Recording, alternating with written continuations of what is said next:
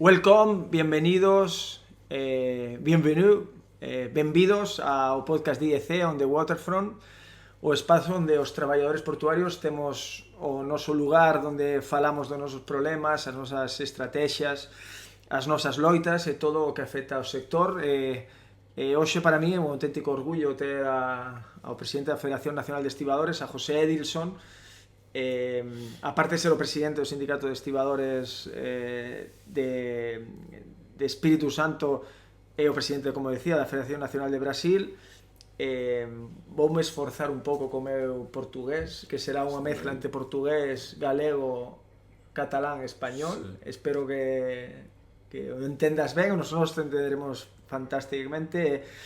E benvido a túa casa, a casa do IDC. Estamos nas oficinas de IDC aquí en Barcelona. Benvido. Sim, estou muito feliz de estar no Conselho Mundial dos Estivadores, né, onde está reunidos os estivadores do mundo, a nossa casa.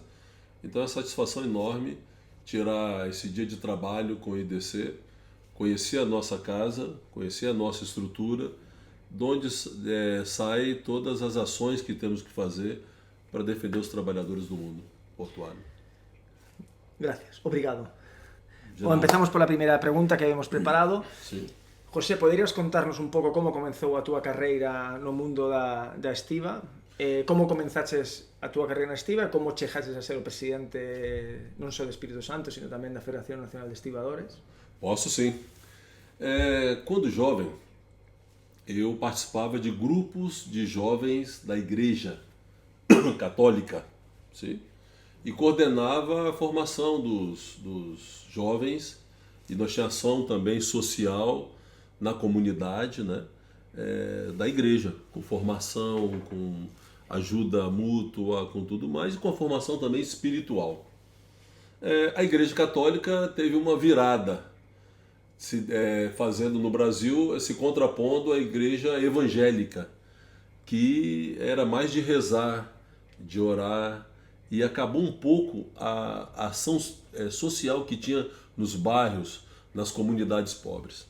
Então ficamos sem fazer uma ação mais efetiva.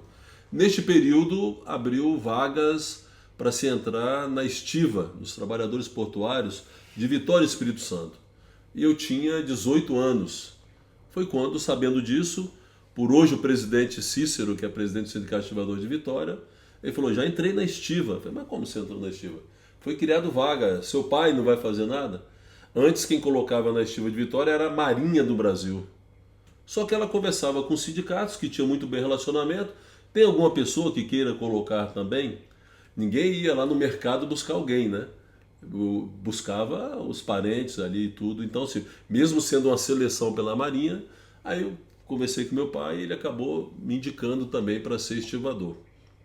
Como vim com esse perfil da igreja, de formação social, de participar nas sociedades, né, necessitadas e tudo, me chamou a atividade sindical. Então eu comecei a participar das assembleias. E neste momento começa uma mudança de legislação portuária lá em 1993, lá em torno de 88. E por ter formação, sou formado em administração, estava estudando, sou formado em técnico mecânica e administração, participando com os estivadores, e por meu pai ser uma referência portuária naquele momento, tinha uma confiança. A Assembleia então me indicou para acompanhar a mudança da legislação portuária em Brasília, junto com outros companheiros novos. Ou seja, os velhos lá naquela época tiveram a sabedoria de falar, vou investir nos novos para poder tentar nos proteger dessa mudança que está tendo aí. Então nós fomos para Brasília, acompanhamos toda a tramitação da legislação portuária em 1993, quando surgiu a Lei 8.630. Com esta atividade em Brasília, com esta atividade sindical, nas outras eleições nós participamos da eleição do sindicato. Primeira eleição, ficamos em 4º lugar. Como é que ia confiar naquela época em tantos novos para poder administrar o sindicato? Então passou algum tempo, com a implantação da lei, com as mudanças que teve, com a dificuldade que tiveram e com a confiança que gerou, a gente conseguiu ganhar a eleição no Sindicato dos Estivadores no ano 2000. e a partir daí sim começamos a ser dirigente sindical no Sindicato dos Estivadores do Espírito Santo. Com a atuação no Espírito Santo, que a gente fez muito bem a implantação da lei e conseguimos um dos melhores resultados no Brasil de negociação coletiva, de salário, de proteção social, onde a gente conseguiu implantar isso de forma melhor, a Federação Nacional dos Estivadores, os estivadores do Brasil, e nossa participação muito intensa, desde a mudança da lei em todas as atividades que tinha, nos solicitaram e nos pediram para ser presidente da Federação Nacional dos Estivadores. Então, como a gente já tinha sido eleito também no Espírito Santo e trabalhando há muitos anos com a atividade, assumimos há 6 anos atrás a Federação Nacional dos Estivadores para tentar fazer o modelo de organização de gestão, de negociação coletiva que nós tivemos para todo o Brasil, e é isso que nós estamos tentando fazer no planejamento estratégico, que você muito bem viu como nós trabalhamos no nosso congresso, lá no Maranhão. Dividimos em 4 comissões, né? Comissão de organização da gestão da mão de obra e negociação, comissão de privatização e política portuária, comissão de saúde e segurança e de aposentadorias e comissão de política sindical. Essas comissões se transformaram num comitê permanente que traça o planejamento da Federação Nacional de Estivadores, e com isso estamos tendo um trabalho muito exitoso de recuperação da federação, de reorganização, mas com um planejamento de ação que todos os estivadores do Brasil estão seguindo e os resultados muito positivos estão vindo. Muy bien explicado. Creio que sim. Ok, mencionaste no teu punto a legislación portuaria do principios dos 90 en Brasil. Sí. Agora estamos nunha situación realmente complicada tamén en Brasil. Novamente. 2025. Podías explicar un pouco cal é a situación neste momento con a mudanza da legislación portuaria que estades traballando? Totalmente. Veja bem, historicamente, depois de 32 anos nessa atuação, uma nova mudança da legislação portuária. Depois de 83, que falei no início, em 2013 teve uma outra mudança de legislação. O setor patronal tentou mudar e tirar os nossos direitos. Com o governo Dilma Rousseff, nós tivemos uma boa negociação e nós representamos os trabalhadores portuários a nível de Brasil, conseguimos um bom resultado, as 3 federações de portuário. E saímos com mais direito do que antes, saímos com mais proteção social que antes. Então eles vieram para poder tentar mudar a legislação para precarizar a mão de obra, nós conseguimos sair melhor. Só que era um governo de esquerda e que a gente teve toda a interlocução para negociação. O setor patronal não ficou satisfeito. No meio do caminho nós tivemos a legislação da pandemia, a 14047, que na pandemia tentaram novamente tirar nossos direitos, romper a exclusividade no Brasil, né, que nós somos trabalhadores registrados e cadastrados, romper essa exclusividade. Nós conseguimos resolver isso muito bem na pandemia, e pior, numa discussão com o governo Bolsonaro. Mas sempre o governo colocou, e o setor patronal, queremos mudar a legislação portuária. Se nós não tivesse tirado o Bolsonaro e botado Lula, isso já teria acontecido. Tá certo? Mas a primeira vitória nossa foi eleger o presidente Lula, que aí estancamos as privatizações dos portos, seguramos a mudança da legislação portuária. Mas o setor patronal, não satisfeito, diz que em 2013 não foi atendido na discussão e que foi prejudicado, fez todo um trabalho de lobby para poder fazer a mudança da legislação portuária. Começou a fazer seminários, né? E o pior, nesses seminários, trouxe uma força externa muito negativa, que é a Justiça do Trabalho. Trouxe ministros do trabalho para poder começar a falar contra os trabalhadores, de vários seminários. Com isso, conseguiram, na Câmara dos Deputados, criar uma comissão de juristas, uma comissão de advogados, para poder pensar na nova legislação portuária. Mas não tinha presença dos trabalhadores, não tinha o diálogo social. Então, o que saiu desse relatório foi muito negativo para os trabalhadores. Desfigurou o que é o trabalho portuário. Veja bem, Jordi, veja bem, Chave, dizer que o trabalho portuário é o navio e a faixa do cais. O resto não é trabalho portuário. E nossos acordos coletivos vão até a retroárea, até depois do porto. Então, você trabalhando do lado aqui, fazendo a armazenagem do lado dos contêineres, não é portuário. Essa faixa Então, desfiguraram o que é trabalho portuário. Eles cancelaram o registro profissional. Tá certo? Eles fizeram 3 artigos dizendo que não é trabalhador portuário. Por exemplo, mata a região norte do Brasil quando diz que portuário não trabalha em barcaças, não trabalha, né, que é apoio logístico. Né? E no norte do Brasil, nos rios, o que nós trabalhamos são nas barcaças. E vocês entendem muito bem da Europa, aqui em Roterdã e tudo. Não, isso não é trabalho portuário. Como não é trabalho portuário? Né? Então, assim, então tirou a gente de vários pontos. Cancelou o nosso registro profissional. Então, se nós temos um registro portuário, como somos registrados como estivador, eles acabaram com o registro profissional. Eles extinguiram várias atividades, sabe? Várias atividades do Brasil, que é definido por lei. Eles vieram extinguir as atividades, como extinguiram também seus sindicatos na sua proposta. E por último, o mais danoso de tudo, eles acabaram com a negociação coletiva. Diz lá que a partir de agora os empregadores que vão definir todas as relações de trabalho, o tamanho das equipes, qual é a remuneração dos trabalhadores, como vai trabalhar sem negociação coletiva. E a lei anterior é vocacionada à negociação. Tudo tem que ser negociado. Por último, para finalizar, eles permitiram a precarização total do trabalho com a utilização de empresas terceirizadas. Imagine, sem discussão de relações de trabalho e com empresa terceirizada, substituindo o trabalhador portuário registrado e cadastrado. Ou seja, essa legislação destrói os trabalhadores. Aí temos 2 caminhos. Um deputado, depois da nossa ação com Lula, em Santos, né, com a ação efetiva que o governo está nos apoiando, ele pegou esse projeto feito pela sua comissão de jurista e apresentou um projeto de lei que está sendo discutido agora no Brasil. Então nós temos 2 caminhos. O caminho é a tramitação da lei, né, que aí está sendo tramitando agora na Comissão de Trabalho da Câmara. Nós apresentamos 491 emendas para tentar acertar todos esses problemas que eu estou falando aqui, para buscar uma solução. Mas também conseguimos o quê? Em dezembro, o presidente da Câmara anterior, nós explicamos a situação a ele, ele falou, não vou mexer nesse projeto. E o ministro de Portos, como eu falei, o governo federal, o governo brasileiro está com a gente, pediu para que a gente tentasse buscar uma solução com o setor patronal. Porque o projeto foi tão danoso, feito pelos juristas, que o próprio setor patronal ficou dividido. Ele viu que será um problema no porto tão grande, não ter o registro, não ter o cadastro, e acabar com os órgãos de gestor de mão de obra, olhando muito o modelo português. O governo então pediu, tem como sentar as 3 federações de portuário e a Federação dos Operadores Portuários, que representa todos os empregadores, e tentar buscar uma solução? Desde dezembro para cá, nós estamos tentando negociar vários pontos. No nosso cálculo, nós já conseguimos resolver 80% da parte da lei que é trabalho, em consenso com o setor patronal. Falta 20% para a gente resolver. Então nós estamos com 2 caminhos.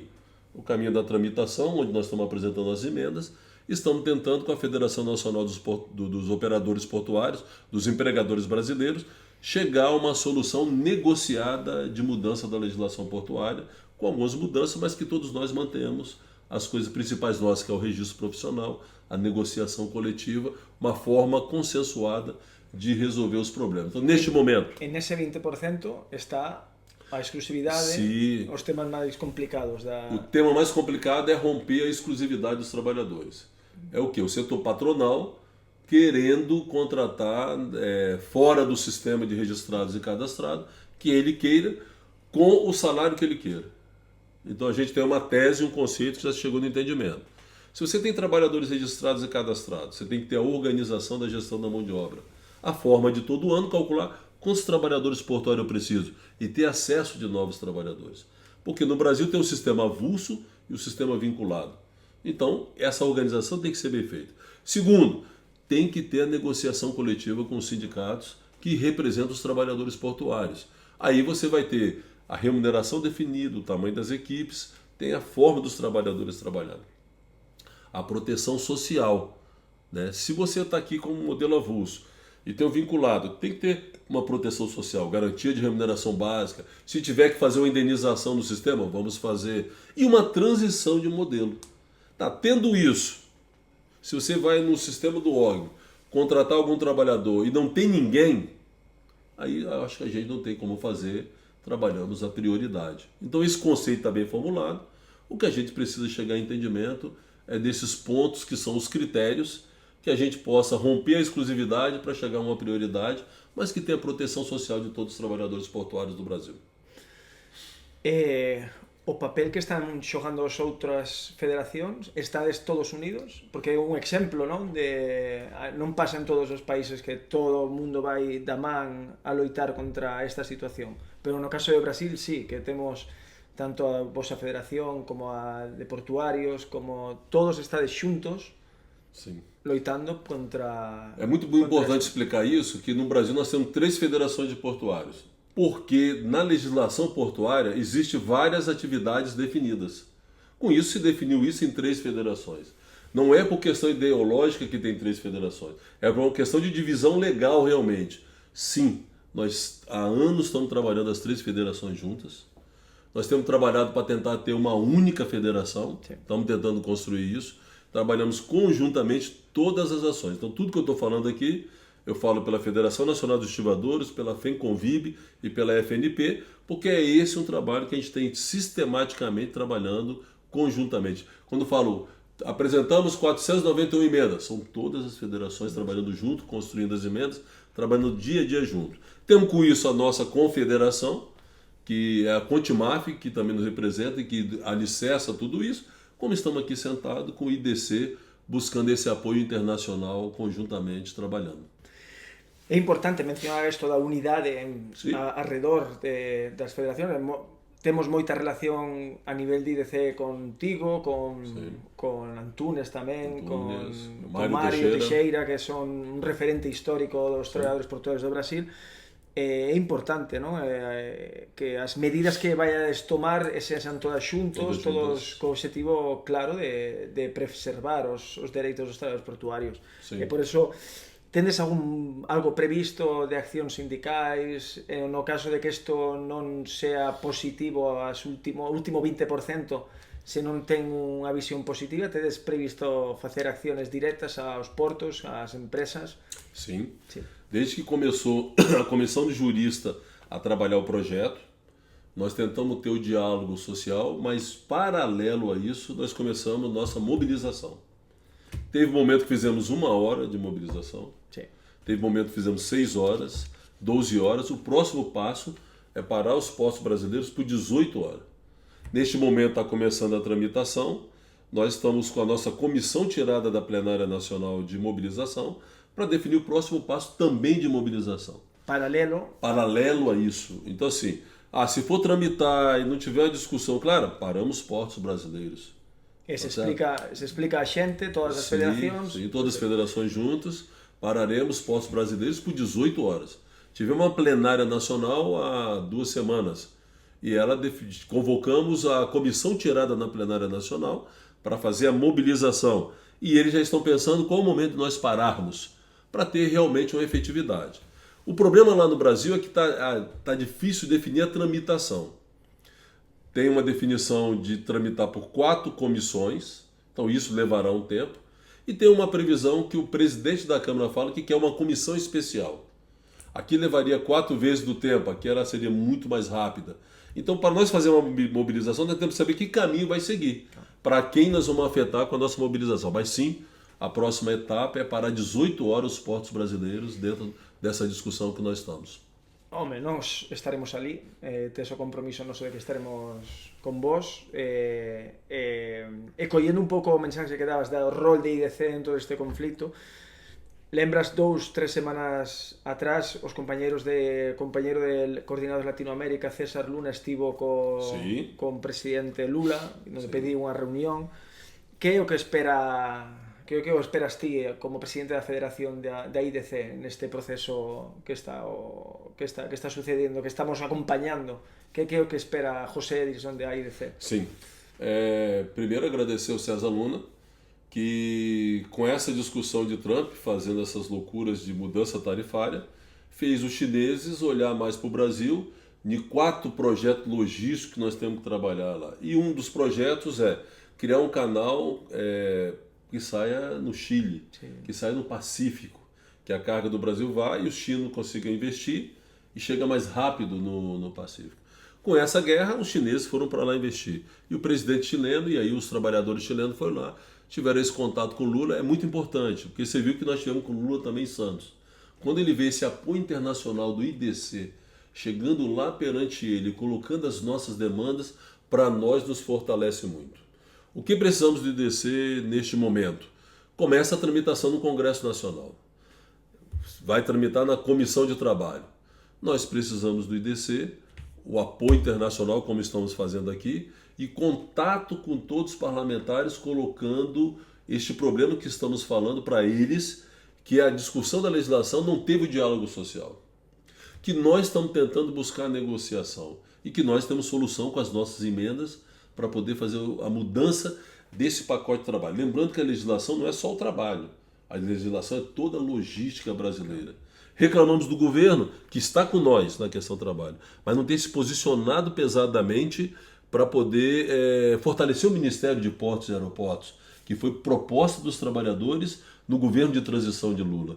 Então o governo hoje está tentando ter uma integração de todos os ministérios para a gente não só fazer proteção dos trabalhadores, mas geral. Então nós queremos uma carta do IDC para cada parlamentar dessas comissões, colocando a sua preocupação, colocando o problema que essa legislação causa, para que nos permita buscar uma negociação técnica muito favorável e muito positiva. E quando a gente tiver a nossa mobilização, está junto com a gente, como sempre teve, como sempre tem feito desde o início, para que a gente consiga uma mobilização exitosa e com o apoio mundial de todos os sindicatos de estivadores do mundo nessa causa nossa.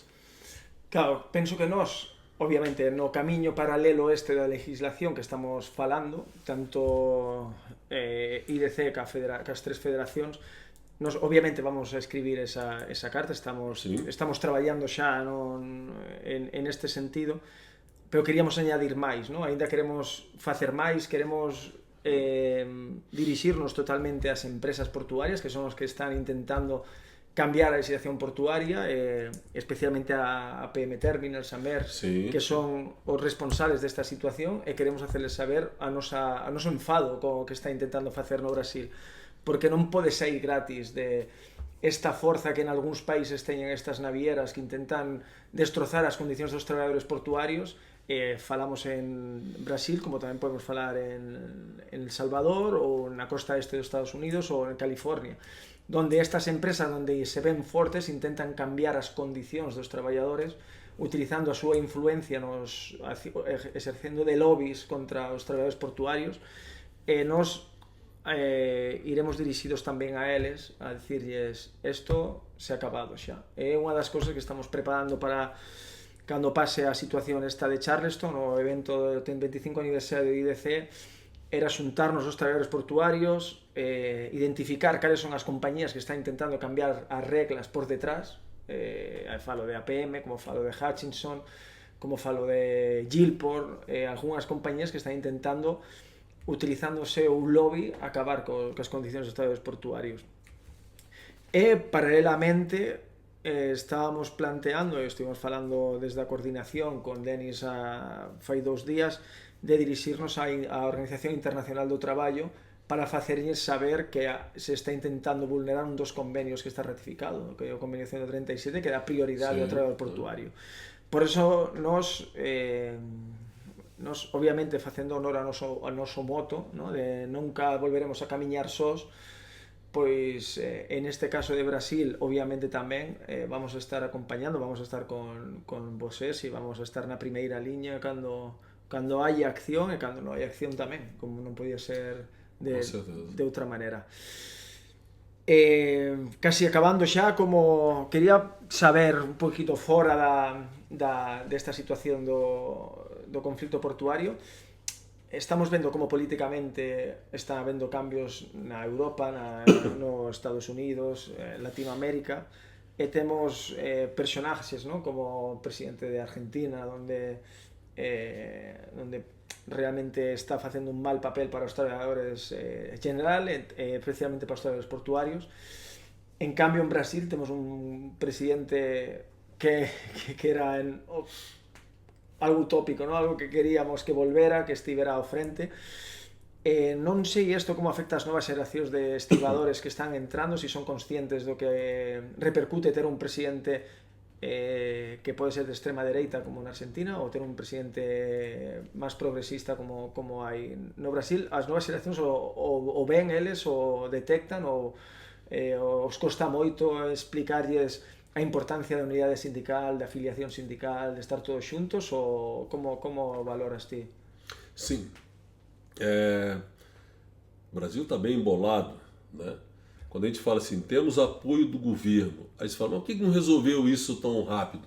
Porque o Congresso Nacional está no outro lado. Está do outro lado.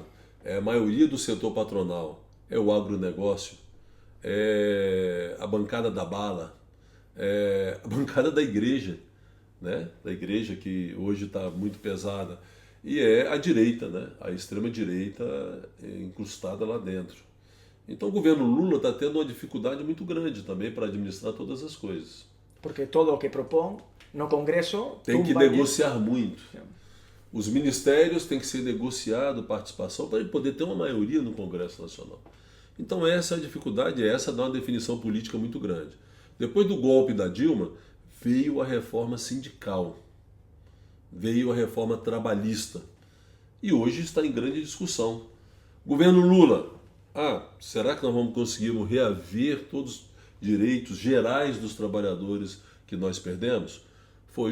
É uma grande dificuldade, porque isso não se instala com o dedo. Isso tem que ser negociado, isso tem que passar pelo Congresso Nacional. Então a gente tem mostrado isso para nossos trabalhadores, principalmente os novos, a importância da participação política, a importância de votarmos certo, a importância de a gente votar em quem defende os trabalhadores. E essa mudança da legislação portuária está permitindo isso. Porque se alguém tinha alguma dúvida, os trabalhadores portuários hoje no Brasil estão vendo, podemos perder o nosso emprego, nosso salário, nossa condição de vida com a mudança de legislação portuária, com a mudança de governo.